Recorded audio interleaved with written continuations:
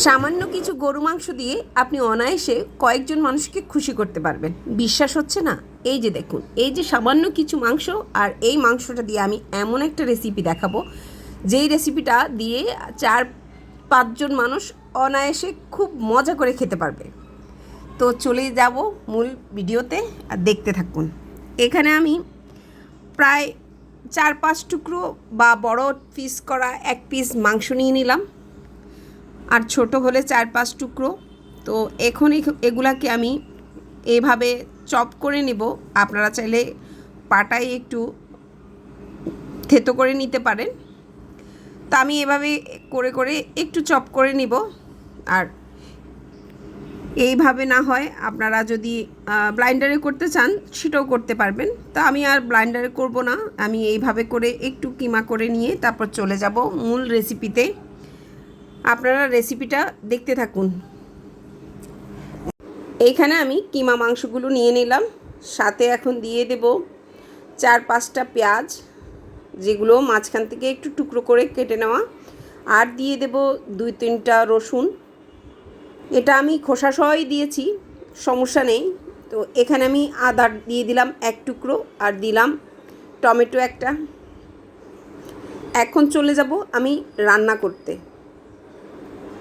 এখানে আমি সরিষার তেল দিয়ে দিলাম, দিয়ে কিছুক্ষণ এগুলোকে নেড়ে ছেড়ে ভেজে নেব। আর সাথে দিয়ে দিলাম 1 চিমটি লবণ পরিমাণ মতো। তো এখন ভালো করে একটু নেড়ে ছেড়ে ভেজে নেব। এই পর্যায়ে আমি কিছুক্ষণ ভেজে, আপনারা হয়তো ভাববেন যে এইভাবে ভাজলে মাংসটা সিদ্ধ হবে কি না। আসলে না, এইভাবে সিদ্ধ হবে না।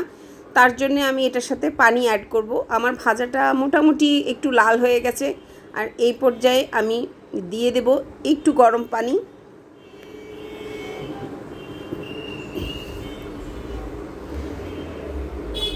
গরম পানিটা দিয়ে আমি কিছুক্ষণ নেড়ে চেড়ে এটাকে সিদ্ধ করে নিব।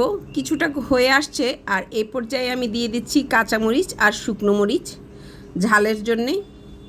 তো এখন সব কিছুকে আমি ভালো করে একেবারে শুকিয়ে ভেজে নিলাম। তারপর নিয়ে নিচ্ছি ব্লাইন্ডার জারে। এই যে সব কিছু ব্লাইন্ডার জারে নিয়েছি, এটা অবশ্য পাটা বাটলেও চলবে, তবে আমি ব্লাইন্ডারে করে নিচ্ছি। আপনারা চাইলে পাটায়ও বেটে নিতে পারেন। সাথে দিয়ে দিলাম বিলেতি ধনেপাতা। এখন আমি ব্লাইন্ডার করে নিলাম।